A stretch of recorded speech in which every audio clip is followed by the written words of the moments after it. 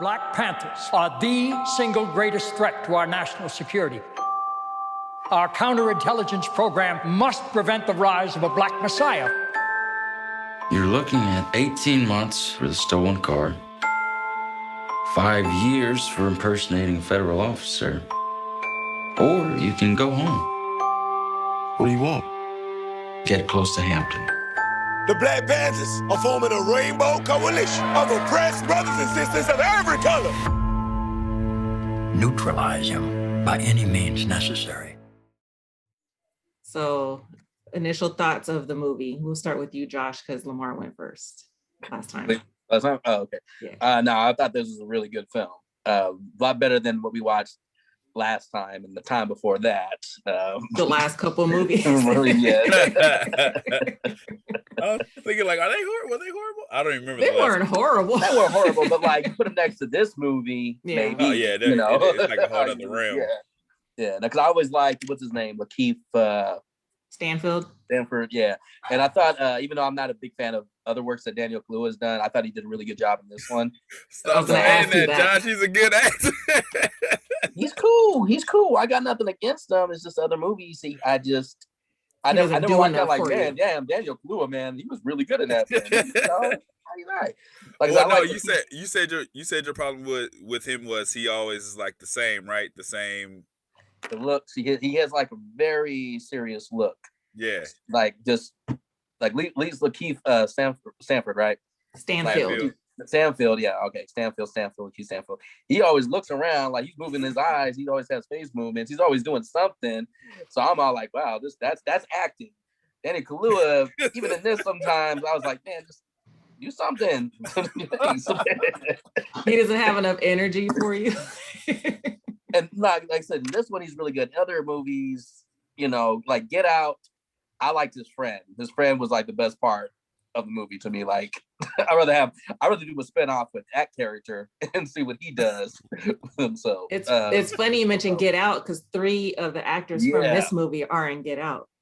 Yeah. So yeah, I what's his name? Rel. Yeah, a small part. Yeah, he only had like 2 seconds. Yeah. So, all right, Lamar, what about you? 5 stars, of course. And it's not just because I'm black. It's because this movie made me uncomfortable. This movie made me towards the end, I was getting very uncomfortable. And I was watching it with my kids, and it's like I knew the ending, so I was just like uncomfortable in my seat, like just hurry up, get the shit over with. Like that's how it made me feel at the end, because I knew what was gonna happen. Yeah, but as soon as I saw him laying on that mattress, because I know the picture. So when I saw that mattress, I was like, this is it. Like, this is the scene. Yeah. It was intense. Like the way that they shot it, like leading up to it, like everything that was happening before it was super intense. Yeah, it just made me extra uncomfortable. Like, oh, just do it.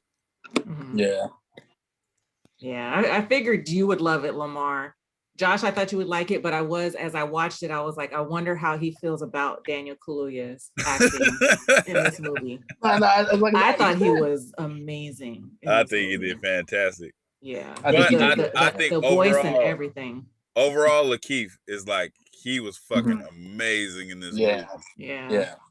I'm kind of bummed that he didn't get nominated. Like, I'm happy Daniel Kaluuya got nominated, but I think Lakeith deserved to be nominated too. Yeah. Because I just feel like Lakeith sold it because he had to play both parts and he had to make you feel both parts, like being the betrayal and like being okay with it at the same time. He was like crazy with that. He was crazy with the way he was switching it up. Yeah. Especially the scenes where he was like losing it to make it seem like he was pissed off, but he was just putting on a show for everybody. Yeah. But that one scene where he when the headquarters got raided, and he's like, there's a rat in here. And he's just going off. And he gets in the car and he just starts like laughing at himself. Like, oh, I did that. But he's like laughing and crying at the same time. It's like he feels uncomfortable, but he's so into it. That shit is crazy. Yeah. He's fighting for his own survival. He doesn't want to serve time. So he's like, I got to think about myself. But being in the group and seeing what they were about, he started to feel conflicted. But at the same time, he's like, I still got to take care of myself. So he's very selfish in that. So he did really good portraying that. Yeah. I thought he was really good. All right. So let's dive into the movie. So speaking of him, we meet him because he's boosting cars and he gets caught. And so because he was imitating an FBI agent and he was boosting cars, he was going to serve time unless he infiltrated the Black Panther Party. So in that interview, when the cop asked him why he used the badge, his answer was hella interesting.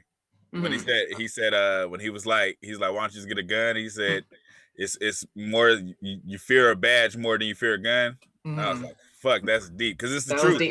It's the fucking truth. Yeah. If you see a nigga with a gun, you like, I got a chance against this nigga. Like, let's just rush him. The gun. That's gonna have on me on this week. Right? Yeah. What movie is that? Nah, it was a sketch from Dave Chappelle. Yeah. Okay. Yeah. So he becomes a CI. What do they call that? An informant. Informant for the FBI, and he has to infiltrate the Black Panther Party. We meet Deborah as Fred Hampton's doing a speech. We meet Deborah because she, goes up to him and is kind of like hitting on him and asking him out, but he's not getting it. So she kind of just leaves. And then we meet, they're having like Black Panther Party meetings. Like they're having like little group meetings, and they kind of flash to a couple of them. And we see, so when he's meeting with the FBI agent, he doesn't come out and say, you're going to infiltrate the Black Panther Party. He just says, you can either serve time or you can go home. And then they just cut to, showing us Fred Hampton and the Black Panthers and everything. Well, one thing Hootie asked him, he's all like, how did you feel about, the assassination of Martin Luther King? And then he's all like, I never really thought about that. It's like he was just so focused on himself. Because it was more so, you know what? That was more so, it made me like think about what's the movie when Lawrence Fishburne went undercover? Deep Cover? Deep Cover. Remember when he asked him the question about being a nigga? Oh, yeah. It's like that. It kind of gave me that vibe. Kind of like he was looking for his answer, but he was kind of like, I never really thought about it. Because anybody else would be like, it's wrong, man.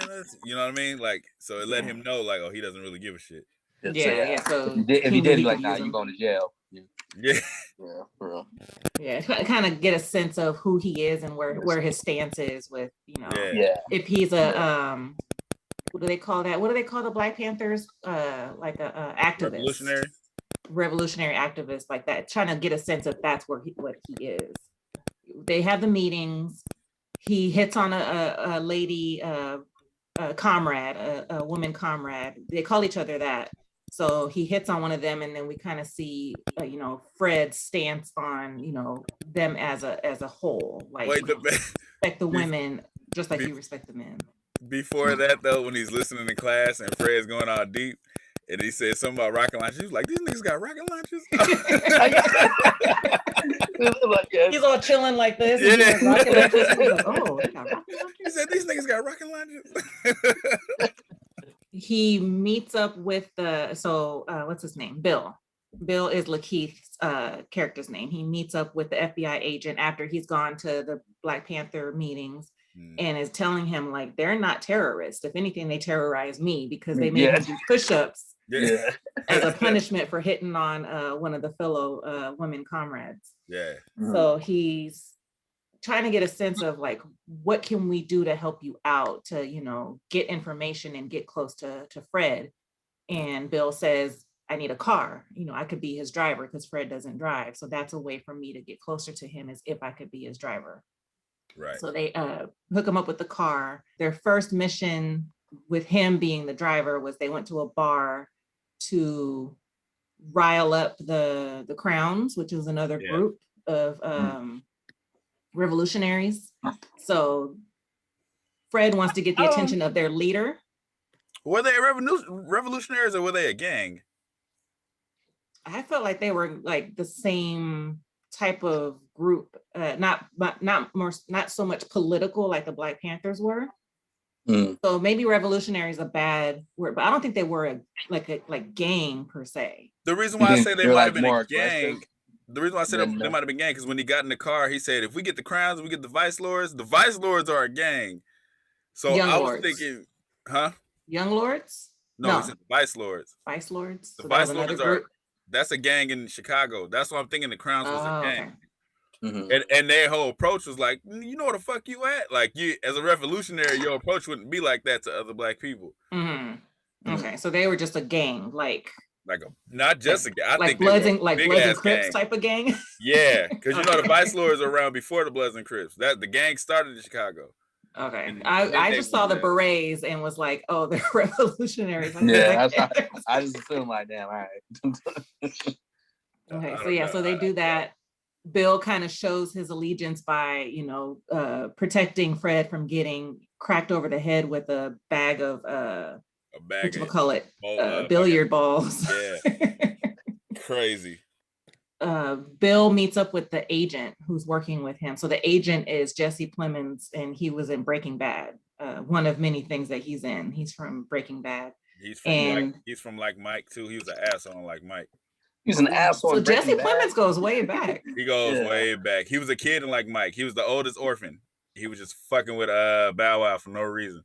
Oh wow! I didn't realize he was acting for that long. I only seen that movie once, a long time ago, and I just remember Bow Wow. I liked it though. It's a good movie. I never saw it. I liked it, man.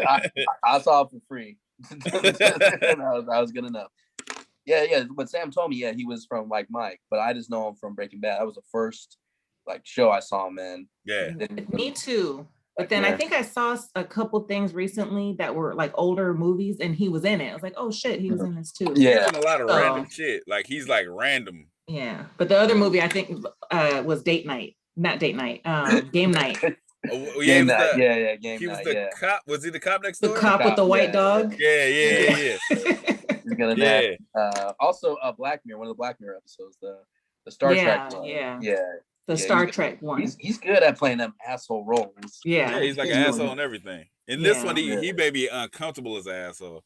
He was like trying to justify what they were doing. He was like, because when Bill goes to meet him at his house, because they're constantly having meetings, going to dinner and stuff, and he's like having them come over to his house, and he's comparing the Black Panthers to the KKK.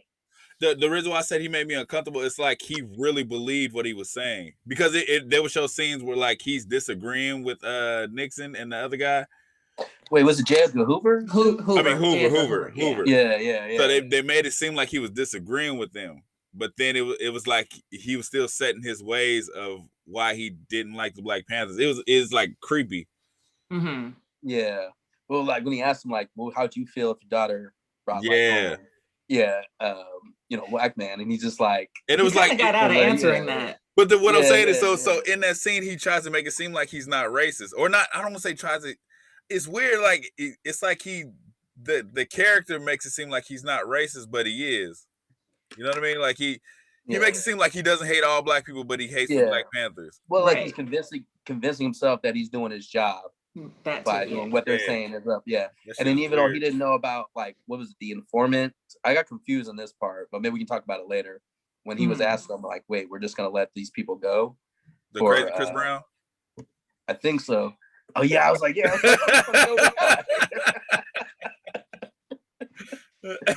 Maybe that's why I was like, he looks familiar. Maybe I was just linking him to Chris Brown. I don't know. Deborah, the one that's hooking up with Kalia. What's his name? The girl that was trying to get at Fred. She's from Deborah. She's from Project Power. Yeah, Project Power and the Pimp Show. She's from the Pimp Show. The Deuce. Dominique Fishback. Yeah. Yeah. Okay. We then see the agent with his colleagues, a couple other agents, and they're typing up a flyer. We don't really know what they're doing, but they're talking about how the Black Panthers talk. And he's like, no, they say dig in. It's like, put it in a sentence. I was like, what the fuck? But I've seen a movie with Anthony Mackie about Black Panthers, and he was describing in there how they used to print those flyers. Like he said, they used to hand out the flyers to rile everybody up, like they were saying the words. Mm-hmm. Like they would draw like cartoons of them killing pigs and shit, and like this is what we're gonna do to the police. But they was like, this wasn't really us. Yeah. So when they were typing, I was like, that must be what they're doing. Like printing those type of flyers. It's crazy tactics. Trying to create a rift between these groups, so that way they can kill each other and fight each other, and then they don't have to do anything. No blood's on their hands per se. But so we see the Black Panthers go to this place, which is where the Crowns, I guess, is their headquarters or wherever they congregate. So they go there, and Fred talks to the leader of their group and basically is saying, you do this, we do this, why not come together and do more? And then the Crown leader, I don't know if they ever say his name, but he's like, let me read you something. So he reads the flyer that the FBI agents wrote up. And as he's reading it, you see a guy off to the side, like looking at Lakeith, looking at Bill. Yeah. Like he recognizes him. Yeah. And then he speaks out of turn and gets the shit slapped out of him. You slapped the shit out of him hella quick. Yeah. But as this is happening, what's her name? Is it Judy? Yeah, Judy. Yeah. So Judy's like one of the what do you call it? One of Fred's like close comrades. Yeah. So she's kind of peeping like something's fishy here. So she's kind of looking at. Because the guy said something about a cop. He was like, he ran up and said something like, what's up with that badge? You traded your badge. Yeah, he said you traded your badge, and that's when he got slapped. So she heard badge. Yeah. He kind of held on to that. So so the leader of the Crowns reads the flyer, and he gets to the end. He's like, dig in. Dig in. So you're like, okay, yeah, that's the flyer that the agents wrote that we saw before. So he's like asking Fred, did you write this? And he's like, no, the pigs did. The feds, they they do this kind of shit. They did this to Martin and Malcolm. No, he said the pigs don't do no writing. He said, but the feds do. And then they got in his face. He got in his face. Yeah. So after that, the leader of the Crowns gives Fred his rifle and then lets them leave the facility. So when they leave, Bill gets into the car, and then Judy hops in the front seat and pulls his gun on him and makes him drive. I think they went to the headquarters. It looked like the parking lot of the Black Panther headquarters. I couldn't tell where they were. That might have been the headquarters, but I couldn't tell where they were. Yeah. So we don't see him get in, but the guy from Moonlight who plays Jimmy, he's in the back seat. This is the only role I could really tolerate his voice in. Like that, every other role, he's kind of annoying with his voice. Like when he did the Wu-Tang shit, when he did the one with Oakland movie. Yeah, the Oakland movie. It's like his voice is sometimes it's I don't know, too over dramatic, I guess you could say. Mm-hmm. But in this one, he's like cool. You talking about what's his name for the second part of Moonlight? The second, the teenager, teenager. I couldn't tell because he was just really. The only movie I seen him in is Twilight. He was really quiet in that. And did you ever watch the Wu-Tang movie? No, I haven't seen. I didn't watch that. What about Equalizer 2? And I didn't even see part 1. I check that out sometime. He's done a good amount of stuff since Moonlight. So he's done a couple movies. Yeah. He's a good. I thought he was good in this, and I think maybe his voice fit his character in this movie. That's what I'm saying. So. This is the one where in the Wu-Tang one he kind of fit too, but like I said, sometimes his voice is like it's like a little too much. Mm-hmm. Like I don't know, I can't explain it, but it's like okay, like you know how Bokeem Woodbine used to be when he first started acting, where it would be like he would be too dedicated to the scene to where he over pronunciate shit. Like it would be too much, but in here it's like he fit. Yeah, and also he wasn't in it a lot either, so maybe that. Enough. He was I didn't realize Moonlight until I looked up who the cast was, because there's a lot of people that I was like, hey, look familiar, and that person looked familiar. She was in. Judy was in If Bill Street Could Talk. I think that might be her only other film credit. Oh, was she like the sister, or was she the main girl? She remember the woman, the mother of the guy that went to prison. One of the daughters. I've seen that movie only like really once, so yeah. I mean, it's not too memorable because like it's just in the beginning when they're at the house. I don't think she comes up again. But I was looking at people too to see like who all was in it, and I was like, she looks familiar, but I don't know how she was familiar to me from that movie because that's all I've seen. I don't remember her from nothing. I remember Rob Tresvant. I remember the everybody else pretty much except for her. Like I don't really know where she's from. Even what's his name? Bobby Rush, the one that was always with Fred. He had the glasses on. Oh yeah. I know him from With Keanu. that crooked jaw. But so Judy and Jimmy are in the car with Bill, trying to get, a sense of why that guy called him out for having a badge. So he tells him how he used to boost cars, and she's like, that sounds like stupid as hell. It did sound dumb as hell when he was explaining. But like I said, he was good though. He was good at how nervous he seemed, but he was like on his toes about it. Yeah, I was like, he's good. Because when they were like hot wired again, and then he did it, and they were like, how was the lock fixed already? Like, how come there was no wires before? Yeah. Why had somebody fix the lock? Like, he said, I had my boys to touch the lock. I mean, damn. Then he just started laughing. He knew if he laughed, they were like, let it go. Yeah. Then he turned around to the camera. He's like,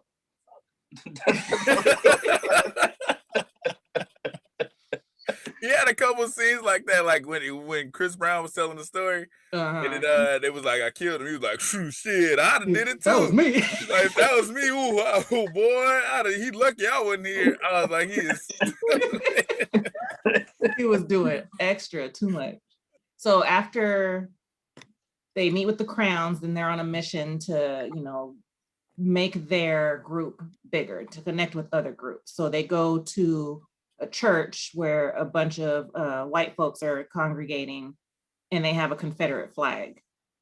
So Jimmy's like, I'm not trying to go in there without my pistol. Like, he's like on edge, like, I'm not feeling this, but he ends up coming in later. And there's a whole exchange which prompts Fred to kind of like get the white folks to understand, like, this is not about racism, this is about classism. Like, they're fucking with you just like they're fucking with us. The way they did that scene, it kind of threw me off, because I was like, what the fuck? I was like, is he walking into a Klan meeting? Because they start with the Confederate flag. Yeah. And I'm so like, you automatically think Klan. Yeah. I was like, he's just bold as fuck. But then when he started breaking it down, I was like, oh, okay.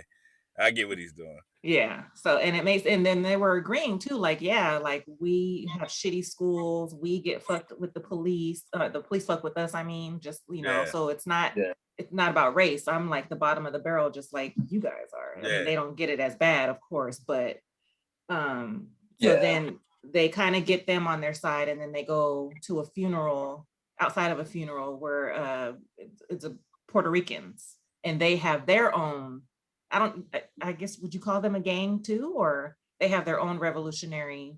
I don't know. Okay, so the reason why I said I think I'm not sure if it's a gang at all, but I just know when he said them, and then he said vice lords, it made me think that they must have been a gang. I'm not sure though. And then when they walked into like a lair and everybody had guns, I mean, because the Panthers had guns too, but the way they were like focusing on this one guy, and then like the whole bar scene, it made it seem like they were like a gang more than revolutionary. Mm-hmm. Like, because gangs started as revolutionary anyway. Like, the Crips was supposed to be revolutionary before it became fuck everybody. It was first it was like protect us, and then it became something else. So I guess it's like hand in hand. Okay. Well, I know the Confederate group are called the Young Patriots, and then the Puerto Rican group are called the Young Lords. So they end up all banding together, and then we see them doing I don't know what you would call that. It's not a protest, but they're like speaking to the community, but they're all together so they could see, like, like a rally or something. Rally, right? There you go. Yeah, rally, or they got another name for it, but it's like a rally basically. Yeah. There is another name for it, though. I just can't think of what it is right now. Yeah, I'm just gonna call it rally. Just to show, just a rally to show that they're banding together. Yeah. So they formed the Rainbow Coalition.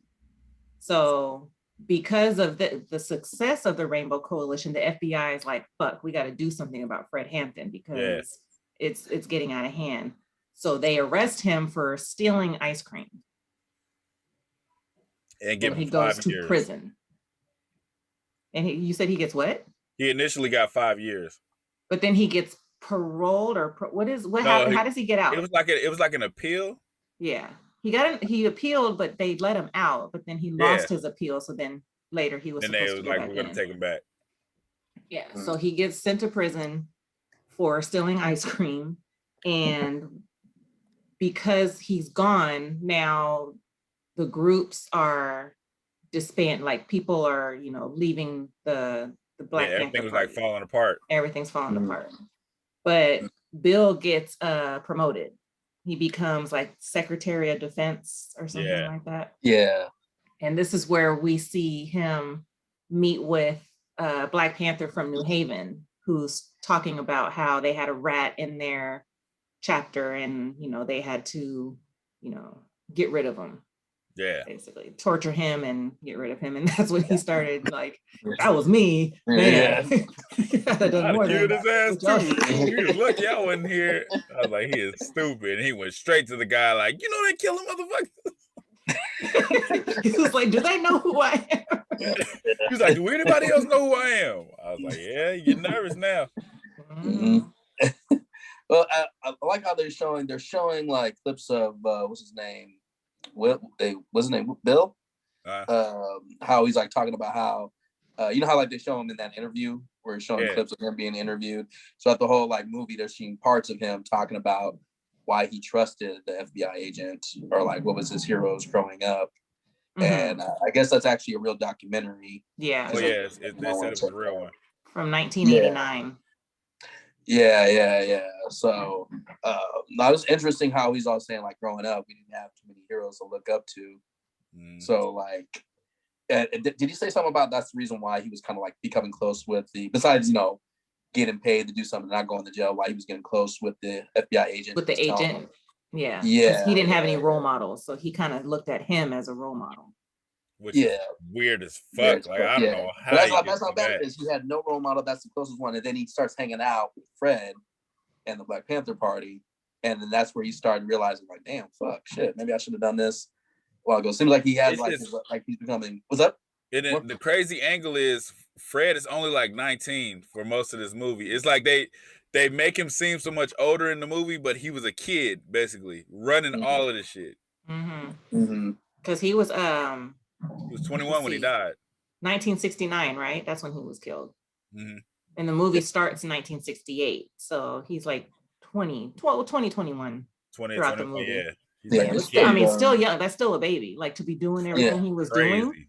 Yeah. That's still really young. He had no family members. He had no like. He was just living by himself, except for like you know. Well, that's what he told his I don't want to say baby mama. That's what he told his girl when she was talking about raising the baby, and he was like, "I made a decision that I'm gonna die for the people. That's what it is." And I was like, "God damn! Like you, you are dedicated."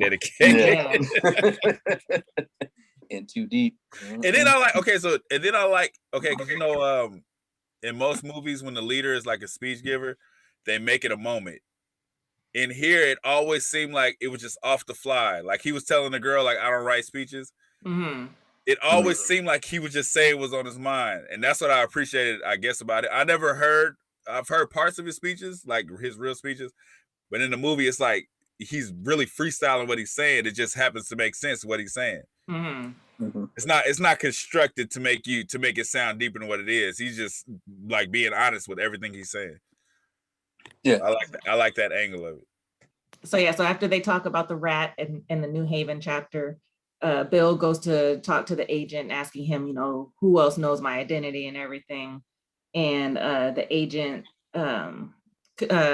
gets information from him about the rat that was killed and who says that they did it. So then he goes to his colleague, another FBI agent. Agent's like, "Oh yeah, we know this person. He's a CI for us too." And that's what I'm saying. So he seems like he's operating off taking down the Black Panthers, but then like Nixon and the other guy just seem like they're just racist. Hoover, Nixon, they all the same. But it seems like they're just fucking racist. Like he's presenting this like evidence to take down his whole goal is to take down the Panthers. The other guys are kind of just like, yeah, we know about it. It's like they don't give a fuck about black people, period. It makes it seem like. Well, so when Hoover has that conversation with the agent about, you know, your daughter's how old and how would you feel if, you know, she brings a Negro home? Yeah. He basically says, like, this is a war. He's looking at this as a war between the Panthers and the FBI. And if they win, your daughter's going to get raped and pillaged, basically, is what he's saying. So that's his view on it. It's like, we have to destroy these people before they destroy us. So it's very extreme. But I don't think he sees it as the Panthers. I think he sees it as all black people. Like that one agent sees it as the Panthers, but Mhm. he sees it as okay. Because remember, like, and it seems like everybody but him sees it that way. Because remember, the cops were driving down the street and they just talking shit to the black people that's outside. They're just yelling random shit while they're driving up the street. Wait, you talking about when they were standing out there and they called the ladies Aunt Jemima and asked her Yeah, what the they're pancakes just were? driving and just throwing out racial shit. So it seemed like everybody's just like, it's just a division, and that's why they don't like the Panthers, because they're like black people getting hope. So their whole goal is to just take out the power from black people. Period. It's not even just the Panthers, but he's more focused. Like, he sees the Panthers as the black KKK. That's where his focus is. The FBI agent. Yeah, just that one agent, but everybody else is kind of like, fuck them all. Yeah, but when he said, like, he found out that they tortured and killed the infiltrator, he's all, see, like I said, that's what made me say, like, they're terrorists. I told you they're terrorists. Yeah. And keeps character Bill is just like, oh man, I can't believe they did that shit. Yeah. So what was it? Yeah, like he said that, you're just gonna let him go because they're just saying, like, we don't care about him. He's giving us the information we need. And he saw Fred, or anybody that's bringing other people together, is a big threat, because last thing you want is people to join forces and realize we have a common enemy. Yeah. Like you're saying, like, if you're in the same situation, you take out race, but you both are poor, that's the thing you got to look at. What's the common thing you have? And then that's like, from some bullshit of ice cream, they're like, we need to get him in jail. Whatever. Regardless. Yeah, because he's the main guy that's bringing everybody together. And that murder, the murder of that agent is the murder that they were charging Bobby Seale with. They were charging Bobby Seale and him. Remember in the Chicago 7? Oh, he has a murder case over here. They were talking about that murder. So it was like one big circle. They would have the informant kill somebody and then charge the Panther with that, charge all the Panthers with that murder. Yeah. Is that the murder they were trying to pin on Bobby, and he was like, I wasn't even in Chicago? Yeah, it's that murder. Wow. Yeah. And then it was like a double whammy, because so if they couldn't get him with the murder, then they would say they would get him with harboring the fugitive. Yeah. Yeah. But but they put him there. It's like it's a fucked up situation. Yes. Well, nothing wasn't this the same time? This took place during the same time, like around Chicago, the same time Chicago. Yeah, because they in Chicago, in the trial of Chicago 7, they showed where he gets killed. Yeah. Remember, they do a glimpse of that bed, that same bed. That photo has been around since forever, of the bed he got shot on. So they show that picture, and then they go to the trial, and they're like, he got killed last night. And just kind of moved on. And Bobby Seale was like, no, he was assassinated. Mm-hmm. So yeah. So it was around the same time, but I don't know what the timeline was, because what's his name? Fred Hampton was in jail when they bring up the trial of the Chicago 7 in this movie. So I don't know what the timeline was specifically for him getting out and being there, because he was there, to support Bobby Seale during the trial. So I think they just kind of wanted to put that impact in it. I was kind of thinking that too. Yeah. So going back a little bit, like I said, when we met Deborah, she was hitting on Fred, but he didn't really pick up on it. But then she ends up volunteering or working at the headquarters as a speechwriter. So then they start kind of like getting more acquainted with each other. She walks in on him and he's listening to a Malcolm X speech and he's reciting it back. So it's almost like his form of like listening to music, but he's listening to speeches and he's memorized it. So he's saying it back. So they kind of connect on that. And then their relationship starts to form. Mm-hmm. So after Bill meets with the agent, I guess they have some kind of conversation about doing a raid at the headquarters. So then we see the headquarters is all, disarray, and Bill's just losing his mind, going off about there being a rat, putting on a whole show. And we see Deborah throw up into a drawer. So it's like, okay. I was like, she's pregnant. She's pregnant. Yeah. We see Fred in prison and he's writing her a letter, but he's being secretive about it. So somebody like warns him that a guard is walking by and he hides the letter and starts doing sit-ups. It's kind of like they didn't want him to communicate with anybody on the outside world. It's like they wanted to cut his power. That was their whole goal, is like cut him off from them. Yeah. So he had to be sneaky about it. And he left the note under, when they were eating their meal or whatever, he left the note under the tray and then somebody else picked it up. But the guards, I guess, found out somehow, because when they started beating his ass, and then when she got the envelope, it was empty. And then we see the agent making a photocopy of the letter. But while he was eating, there was a guy that had no shirt on and he was all cut up. I couldn't figure out what it said. I was trying to figure out what it said on his chest. I was trying to figure that out and figure out what was that about. Was he an inmate and who did that to him? Like, I didn't understand what he was saying. It was like, it's like intimidation, because he was saying like they didn't want him to rile up the prisoners the same way he was riling up the people on the street. So it was like they didn't want him to form anything in jail. So I guess it was kind of like a warning, like, we'll kill all of y'all if you do this in here. So that's why he always like, he was like, they wanted me to stay to myself, basically. Yeah. That was disturbing. It's fucking crazy that it's reality. It's that's the crazy part. And it was only like, it was 68. Shit is fucking ridiculous. So as he's writing the letters, so we hear his voice talking it out, and then other things are happening. And one of the things that happens is Jimmy sees two cops go into this like little market. It was like a market, or like there was like groceries and stuff in it. It was like a market. And then so he goes in there and confronts the cops about, why are they there? And then there's a shootout. Jimmy gets hit twice. Yeah, so the cops just went in there. The cops just went in there and just started fucking with people, like fucking with these black dudes for no reason. Yeah. So he's like, protecting his block or protecting the area. So that's why he, goes and confronts them and gets shot. And then he's in the hospital, and Jake, who is Ralph Tresvant, the guy from The Hate You Give and Euphoria, actually. So he's been doing quite a bit of stuff too. He was the football player. Euphoria? He was the football player. That was hooking up with the white girl. Yeah. Okay. Yeah. Okay. Yeah. So he tries to go visit him at the hospital, and we see him talk to this janitor as he's going up there, but he's not allowed to see Jimmy in the hospital bed. The cops like, no visitors. No visitors. You can't leave him anything. He was just like, fuck you and your friend. Like, I'm not doing anything for you. So, it's dope what he did. He said, fuck it, I'll just start yelling the shit out. Like, no, I'm here. Yeah. Fuck, all he's doing is just reading something out loud, but the cop don't want him to none of that shit. Anything of that shit. Yeah. Yeah.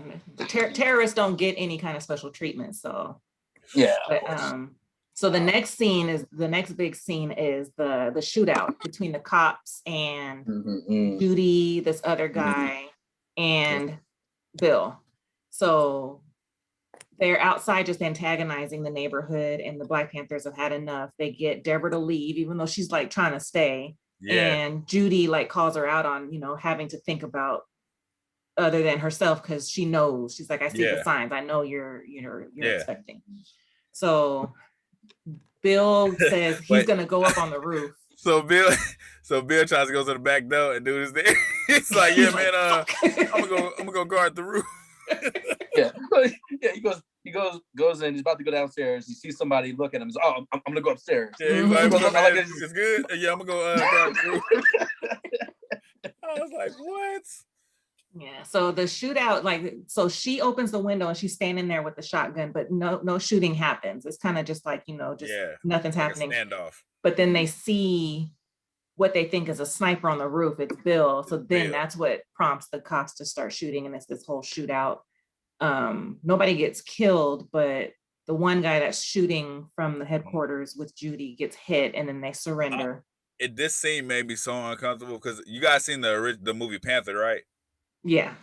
Remember when he like stripped naked, and then he had God, I can't remember his name. It was like a kid with him. And he's like, take all your clothes off. Like, because they were shooting in the building. Yeah. And he walks out naked. He's like, I'm not resisting arrest. And the kid walks out with his clothes on, and they shoot him, and they put the gun on him. So when they're surrendering, I'm like, oh, they're gonna shoot. I was like, they're gonna kill him right here. Especially because he's holding the shotgun with the, so I'm like, they're gonna shoot them. I was like, oh, that shit made me uncomfortable. They still beat him up like bad, but it was like, that shit made me hell. I was like, they're gonna shoot them right here. Yeah, I thought they were gonna get shot when they walked out too, but they just arrest them, and they arrest them. Yeah, they don't gotta choose my words. You know what? Something we skimmed over in the beginning, when Bill gets caught by the police, he gets beat the fuck up, but they don't show that.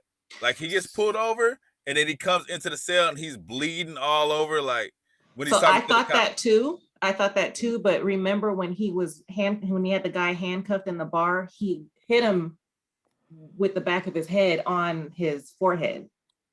Remember But he that? wasn't bleeding in the car. He was laughing in the car. Remember the guy cut the roof open, and then he put his hand in. He like snatched a knife from him, and then he's driving off laughing. He's not bleeding at all. Yeah. He's driving off laughing, and then he gets pulled over, and then you see him like, I don't know if he's hobbling or not, but I know he's like beat up when he gets put in the cell to talk to the detective. Well, we don't see him get arrested. We just see him get pulled over, and then he's in the jail cell. And you see the blood dripping. Like, I thought it was just because he got hit from the guy in the bar.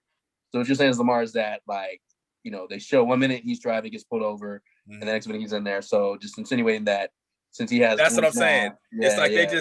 they kind of skimmed over it, like him getting his ass whooped. And then I think that's what led to him saying, like, we're more scared of the badge than the gun. It's kind of like, this is evidence of it. Like, I took their car and they barely put a scratch on me. But when I got pulled over, you see what the after effects of that was. Yeah. If you shoot somebody with a badge, you might have the whole force on your ass. But if you shoot somebody with just some gun, that's just some random person that nobody's going to give a fuck about. You know, that's the fucked up thing about it. So, yeah. So they arrest Judy and the other guy, and then they blow up the headquarters. And again, what's her name? Deborah was like trying to break through the. Fucking ridiculous. You run in here broad daylight and blow up the office? This is 68. Fucking ridiculous. Did you see all them cops running out of the building? That's what I'm saying. They show one cop walk in with a gas can, and then you see like 12 of them hightail. Me and Sam kind of observed this. Like, okay, once they went in, with the gasoline, it blew the fuck up right away. Right. And he was like, Sam was like, did they have dynamite or something? That's what I'm saying. You heard what I just said? I said one walks in with a gas can. He's walking in with the gas can, and then you see 12 hauling ass, and it's a big ass explosion. I was like, what? He had a gas can. Well, like we're saying, like if it was an explosion, it would have took some time. Like the fire would have spread, and then like a gas line or something. That's what it caused. Yeah, but that shit just exploded right there. And it was only that building. Yeah. All the buildings, no other buildings got touched. So Fred is in solitary because, like I said, I think the guards. Well, yeah, they must have found the note somehow. So they put him in solitary confinement. So they deliver a newspaper article that says what happened to the headquarters. But what he doesn't know is that the community is all coming together to rebuild the headquarters. So you got the Crowns, they come over and they're like, you know, what can we do to help? And then we find out like drug dealers and, you know, people from the neighborhood, grandmas were just coming in and doing what they could. And then, so that's just jumping ahead a little bit because the crazy part is Bill is like on top of all that. He's the one rebuilding it basically. Yeah. So, and that's what the guy tells Fred when Fred gets home and they go to the headquarters. He tells them like, this man right here was the one mostly doing everything. Right. So, you can tell he's just like becoming more and more conflicted because it's you know, it's a community thing and he's part of this community, but at the end of the day, he's like, I still gotta betray them for my. it's like DMX and Belly. Remember when he had to change the heart? He was supposed to kill the pastor. Like the same shit. So Fred gets out of jail and he finds out that Deborah's pregnant. He asks the guys to take him to the headquarters because he's expecting it to be just, you know, just trashed. But he goes in and sees that it's been rebuilt. It's as good as new. And then they have a little like welcome home party. And they get news that Jimmy, who was in the hospital, has died. So we find out like he has died. It was bullshit. He died. But Fred is like, Fred didn't even know he had gotten shot. He was like, how do I not know about this? And then he's like, the guy that got the phone call was like, they transferred him to county or something like that. And so Fred was like, so they murdered him. They killed him. So Jake takes it hard because obviously you get the sense that they were close, that they were really good friends. And he came over there. He was like, what you talking? He was like, I just seen him. He was like, I just went up there and talked to him. They're like, no, he's dead. Like, he just cannot fucking take it. Like, what are you talking about? Yeah. So he takes off, just distraught. And the next scene is the big speech where Fred goes to this big hall with diverse people of different colors. Everybody's there, especially the agent. But wasn't he wearing a fucking cap? I think he was wearing a beret.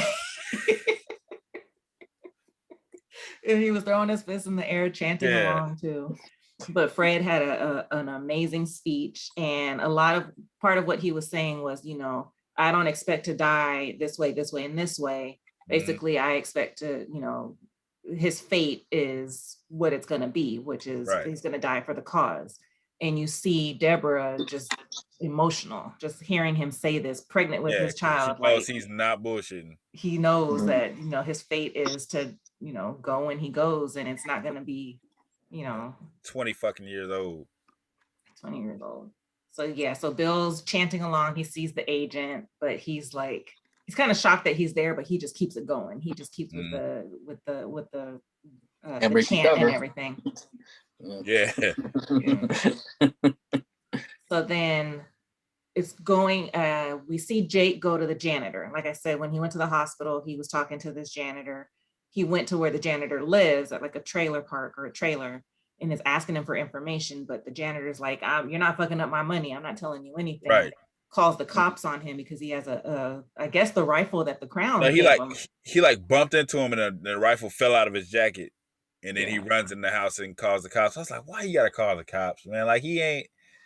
That shit was irritating. Like, why are you calling the police? He's not there to kill you, and you know he's not there to kill you. Mm-hmm. He's just trying to get answers about his friend. So between that happening and Fred and Deborah, he finds her journal. So then they have a whole conversation about bringing a baby into the world, and she reads a poem to him.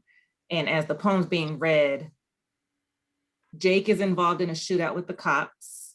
And at the same time, we're hearing Deborah say her speech, which the actress wrote herself, come to find out. Oh, shit. She wrote that herself. Like the masses, I was in awe when I first laid eyes on all the things you are. Oh, that probably fucked her up. Like, Yeah. I thought that was pretty dope too, because she spoke, the poem came from Deborah. It didn't come from the actress, it came from Deborah, because she even mentions his dimples. And I'm looking at Daniel Kaluuya and I'm like, he doesn't have dimples. But then I saw Fred Hampton, because they show him at the end, and he's clearly got dimples. So it's like, she really spoke from Deborah's perspective in this speech. Right. So yeah, that was all the actors. And then there was something, like I said, I didn't know all the information. But from what I can remember, they showed that photo, they talked about him getting killed. They were saying he got killed with a woman. Like a woman got killed too? Yes. So the whole time I'm thinking she got killed with him. Mm-hmm. So that's why I was just uneasy. When I seen him laying on the mattress and they showed the mattress, I was like, fuck. I was like, this is the scene. So I stopped talking. Like, the kids was like, oh, is he going to get killed? Like, they don't know what's going on. Mm-hmm. But I'm like, fuck. I was like, this is the shit. I'm like, hurry up and get this shit over with. I don't want to keep watching this. And because she's on top of him and the bullets are coming in the room, you're like, she's gonna get hit. But before that, they make it seem like, because it's like very vague, the story I heard. I always heard he got killed with a woman. Mm-hmm. So it made it seem like just him and the woman are there when he gets killed. Mm. So they in the room, you just see him laying on the mattress and you see her like saying the speech, but they don't show nobody else is there. But in the movie later on, they showed like, I guess it was like a packed house damn near, like everybody was there. Yeah. But from what I heard, to me seeing that scene, and he's on that mattress, I was like, fuck. I was like, this is where it's going to happen. Like, this is it. Yeah. So what happened? So with the shootout, Jake ends up getting shot and killed. Mm-hmm. And the next scene we see Fred with Jake's mom, and she's saying that, you know, she doesn't want his legacy to be that he killed cops, because he did good before that. So we also get a little bit of, they touch on Emmett Till. So there was a newspaper article with the picture, the infamous picture of Emmett Till's body, and Fred and Deborah are talking about that. And Fred was like, he said his mom used to babysit Emmett Till. Yeah. Just random. So Fred's out of jail because, as we talked about before, somehow he got out, whether he appealed it, whatever happened for him to get out, but his appeal got denied. So the 2 FBI agents are talking to J. Edgar Hoover over the speakerphone saying, you know, he's going back to jail. And Hoover's like, it's not good enough. Prison made Huey P. Newton famous. So we're going to have to do something else. Yeah. So then Bill meets up with the agent for dinner, and the agent's like, I need you to draw a map of Fred's home. And Bill's like, but he's going to jail. Like, I don't understand what's going on. So the agent basically threatens him, like, you know, bringing up the rat from New Haven, and bringing up the jail time. I wonder what they do if they find out what you were, kind of like hinting at him, like, we'll tell on your ass. Yeah, which he hadn't done before. Like he never really, he threatened him with the jail time and stuff, but it wasn't as dark as this time is. Yeah. Like he was dark in this moment. Like, you know, this is what's going to happen to you if this gets out. And it was like, it seemed so easy for him to do it. It seemed so easy for him to threaten him. It was like, that's why I say he's like creepy. Yeah. So he does play those roles all the time. Every fucking time. That shit was creepy. Even the cop in Game Night, he was creepy. But yeah. So Bill ends up drawing the map for him, and then we see him at a bar and Lil Rel is there talking to a woman. I don't know if this was all staged, if the woman was meant to go over. That's what I was gonna ask, was the woman part of it? Because the woman like leaves Lil Rel and walks over to him and is just like all on it for no reason. Yeah. And then she's like, I'm gonna go to the bathroom, refill my drink, and then Lil Rel comes talking to him. I was like, was that all part of the? Yeah, I kind of wondered that too. So Lil Rel, I don't know if he's an agent too. It wasn't really clear if Lil Rel was an FBI agent or if he was just somebody, you know, connect. He was a sleazy pimp. Yeah. There we go. The fur coat kind of gave that away. Yeah. But the hat. Yeah. But he gives Bill a newspaper, and inside the newspaper is a vial of a drug that he is to give Fred the next night. So it's all planned for the following night. Because I guess the day after is when he's supposed to be going back to jail. I don't know what the time frame is. He's getting ready to go to jail. Like it was like a going away party that they were having. Yeah.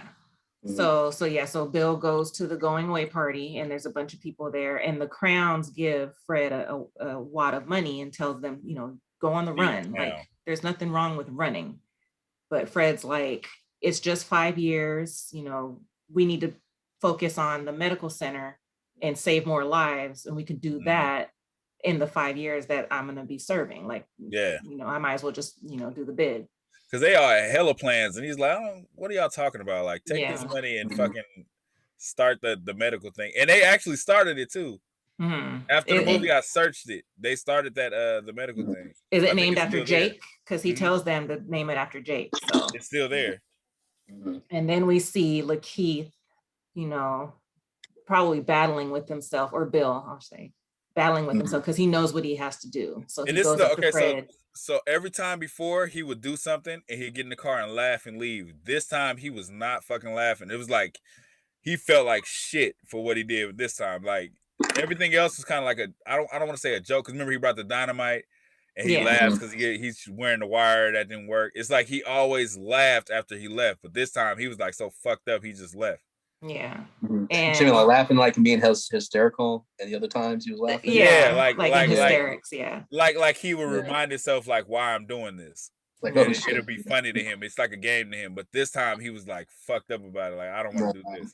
Yeah. Well, with the other times it didn't call for somebody's life being taken. It was just like gonna get them caught up and set up so this could happen. But with this, he knows I think that means he's going to be dead tomorrow. And I think the love he got for rebuilding the place and him actually being embraced by Fred, I think that's the turning point. He's like, damn, like everything's fucked up. When him going to jail, he's like, it's still fucked up, but at least he's going to be alive. He's only going to jail 5 years. But then when the cops like, no, we need to kill him, then it's like, now I'm really fucked up. Now it's not a game anymore. Well, because at the beginning he invites the agent invites Bill to his house.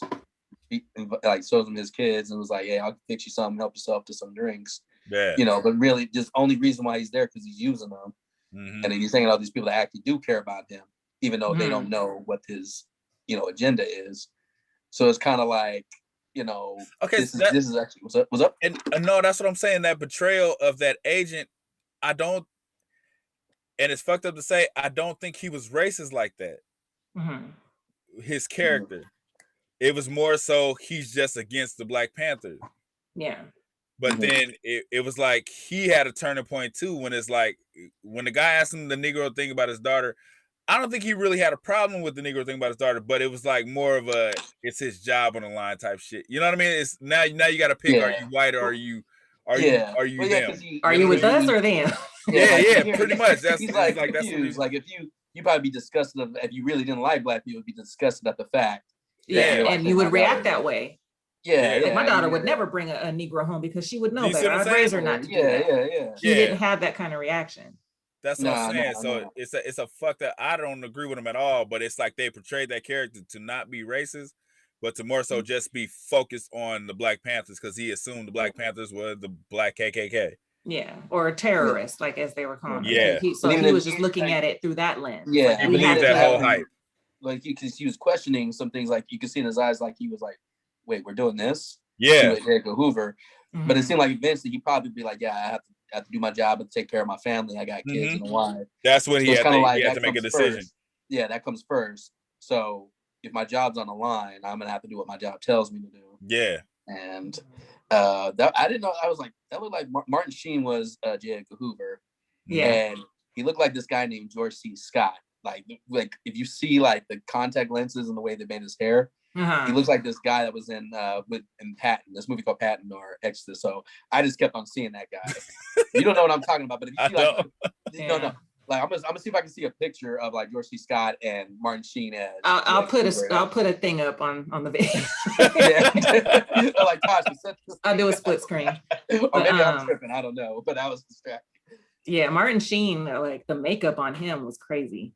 Yeah. But so they're like I said, so Bill leaves. They all well, not all. Some people end up spending the night, and there's a Secretary of Defense from somewhere else who is there, and his name is Mark Clark. So he's guarding. Well, he's like lighting a lighter. He's like sitting there, like guarding the door, playing with the lighter, playing with the Zippo. Yeah, everybody's asleep, but then he sees like shadows at the door. So that shit, that whole scene is so fucking eerie to me. Like he gets up and he's like answering the door. He's like, "I'm coming," and they shoot through the door, kill him, and then just start shooting up the house. And at the end, it says 99 shots were fired in that house. One was returned. And they were all charged with attempted murder. So a bunch of people got hit and were forced to get up, turn on the light, and walk out to get arrested. We see Deborah trying to wake up Fred, but he's been given a drug, so he is knocked out and is not, she can't get him to wake up. So they get her out of the room, and you see her, and then behind her, the cops go in there and shoot him twice in the head because, he's gonna make it. And they was like, "Oh no, he's really dead now." Yeah, and she's just like blank face, like she's just in shock. But okay, so like I said, that scene seemed like it was an hour long because every time they told somebody to come out the room, I'm like, and the camera, I don't know who directed this shit, but the camera would focus on the person coming out the room, and I'm like, please don't shoot them, like just don't do that. It made it seem like everybody walking out is going to get shot. I thought the girl was going to get shot too. I'm telling you. So from the story I heard. Well, not from the story. Just the story I picked up. I always felt like it kind of stuck with you. A woman. So I'm like, at one point they're going to kill her. You know what I mean? I was like, fuck. So the whole time I'm just uneasy through the whole shit. Through that whole fucking scene, I was uneasy. So the director, I don't know what else he's done, but his name is Shaka King, and he also wrote the movie. So he's the writer and the director. So I need to know what else he's coming out with because they're coming out with some shit. Yeah, I thought Ryan Coogler directed it, but turns out he was just a producer, executive producer. Yeah. Oh, so they're doing the Jordan Peele thing. Yeah, they're doing the Peele thing. Yeah. So I thought that Ryan Coogler had a hand in the directing, but it's actually this guy named Shaka King. So he probably helped. I heard that name before though. Let me look it up. I heard the name before. But so yeah, so that whole thing happens, and then Bill meets up with the agent after the fact to get, payment. And the agent also gives him keys to a gas station. So now he's giving him a business, and Bill thinks he's done. So the agent asks him, like, so what's with the party now? And Bill's like, I don't know. Fred's dead. I'm not a Black Panther anymore. And the agent's like, are you sure about that?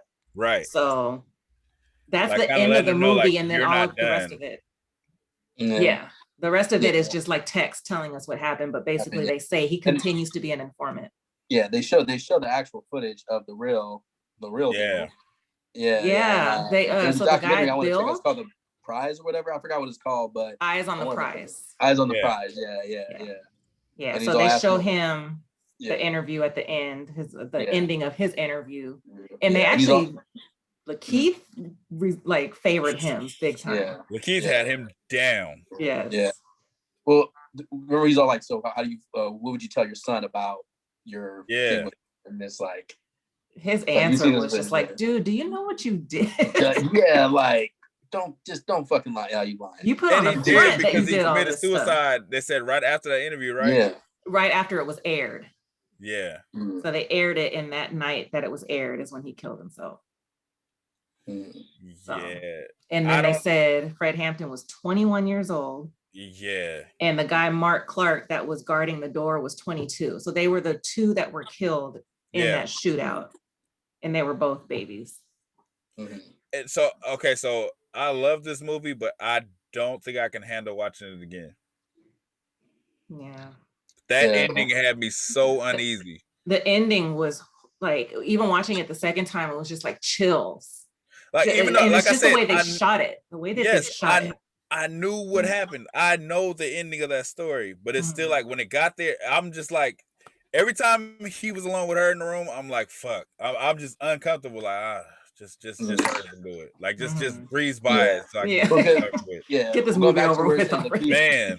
Yeah, Lakeith, that he, like I said, he had to like get like a therapist or something. It was too much for him to handle. Because I don't think I think either they might have shot him, actually giving him the cup, or actually doing something with it. Oh, they didn't put that in the movie. They didn't put. Nah, he's just like either they shot it, they took it out, or they just said fuck it. It was in the script, but we're not gonna do it. Either way, it was too much. It's kind of like I'm pretty sure. Like that's why I heard about in Detroit, one of the cops, the racist cops. Have you guys ever seen Detroit? Yes, that's one I definitely can't watch. Yeah, I know. But what's his name? The Will Porter, the cop that was taking everybody, like before they shot, he's all, hey, just let me know if you need me to stop or cut. Checking in, making sure, because this shit is getting really too real. Now it's a movie, but the way that they're doing it, it's like you need to say situation. Yeah. Say Yeah, uncle. yeah. Please say uncle. Right. Just yell out, cut. Fuck it. Yeah. It was weird, like these people playing assholes in movies, but in real life, they're like, hey. They're hella sweet. Yeah. Like, are you good? Are you okay? Like, I remember this one guy playing a racist in this one movie was like, hey, I don't want to say this, but fuck. Like, yeah. But so just to kind of close out the movie, at the end, there's text that kind of says like, tells you about people. So they said Bill committed suicide after the interview was aired. There was a lawsuit against the FBI and the Chicago PD. Oh, that shit made me mad too.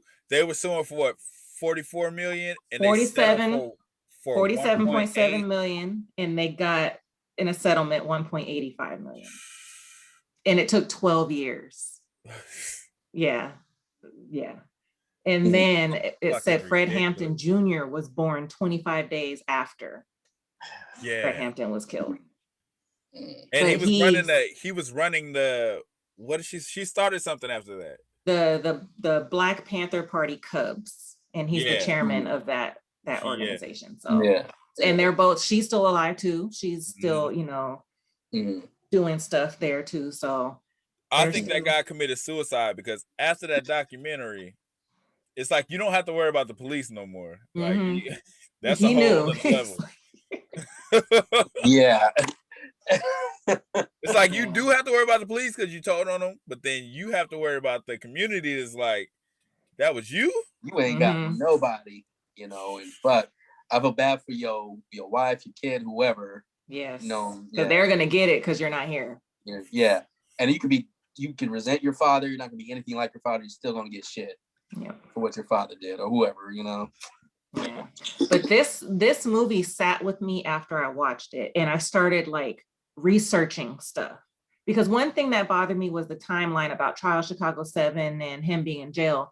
So that was kind of like in the back of my mind. So I was like, I need to read up and see like when things actually happened. And then I went down this rabbit hole of just reading about, you know, Fred Hampton and everything. So yeah, this movie stuck with me after. And then I was watching interviews with Daniel Kaluuya and what's his name? And they show all of that on HBO Max. They got them all at the bottom, like the interviews. Well, I watched like the Breakfast Club interview and the another one that Daniel Kaluuya did. But so Shaka King was on one of the interviews I watched, and the director, and he said the cop that was outside of the headquarters that was saying like Aunt Jemima to the women that were walking by, he said he improvised that. The actor improvised and that. he didn't get his ass whooped? Well, the director was like, he's a really good friend of mine. So So forget the ass whooping part. I can understand it. Yeah. If he's a good friend of his, I can understand it. It's like you want to be convincing, so I get it. But he was a little bit they said the women walking by cute. weren't expecting it. Huh? Damn. I was like, that was a little bit too convincing. Like, you know, he's all like, But no, it's okay. So it's like so it's like the white people that you're close with, they know what racism is. They're not stupid. They know what shit they can. At least he didn't yell out the window, nigger. Yeah, improvising that. Yeah, they know what could push buttons. Yeah, and it's like if you're being an asshole cop and you're being racist, it's like that's the stuff. Nigga is too common. So you saying something like Aunt Jemima, it's like that's just like natural racism. Like these are jokes they just laugh at naturally. Yeah. You know, so I get it. I thought that was interesting. So it was because I think I forgot what interview it was on, but it was Sway in the Morning. And so they all had a reaction like, whoa, like he improvised that, like what the fuck? And the director was like, he's a really good friend of mine, you know, and was basically saying like he's an actor, so he knows. Yeah, I get it. So, I get it. I get it. It's still kind of weird. It would be weird if he hired him for that role and he just started throwing that shit out. Because like, some random person at the bar, like who's representing the Confederate flag. Oh, you come here. I want you to. Because it's like if they're close friends, you don't want to assume he's racist, but you know everybody knows what racism is. When somebody hears somebody say, "Hey, Jemima," you know he's racist. You know that's some shit racist people will say. So him saying that's part of the role. I get it. Mm-hmm. Like I said, saying nigga would be too easy. And you can imagine cops are not yelling out the window nigger. They're not doing that. You know what I mean? They're doing shit like they were doing in the office. They're cracking jokes like, they say dig. You know, they say dig in. It's like they think that shit is funny, but it's racist. You know what I mean? So it's like you get it. That reminds me of what you say in Black Klansman, where Topher Grace was trying to mock the way black people talk. And he's all like, aren't you gonna get some of that I forgot what he says. I forgot. I watched Black Klansman one time. It was so fucked up. It was so stupid shit that even when Denzel's son's listening to it, the white guy was like this out of the screen. Like, are you fucking serious? I forgot what he said. Yeah. Like I forgot Topher Grace saying some fucking stupid shit, but that reminded me of what they were like talking about. I gotta look that shit up, actually. But it's actually, like I said, he's playing a character because it's more racist to say Aunt Jemima than to just say nigger. Mm-hmm. It's more racist to say Aunt Jemima, like it's because that's descriptive, right? And that's particular. You really thought about it. You really sat and thought about it. Not really, because I gotta understand. Because I have to understand it to be no, I'm talking about the guy. You talking about the guy that improvised? Yeah. Oh, I know what I'm gonna say. Like that was just off the spot, right there. Right. Yeah. What do you guys want to close this movie out with saying? It's a great movie.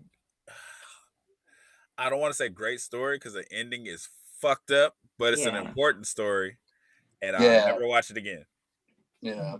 Same here. And also, if you want the Academy Awards to be more diverse, nominate a film that actually deserves it.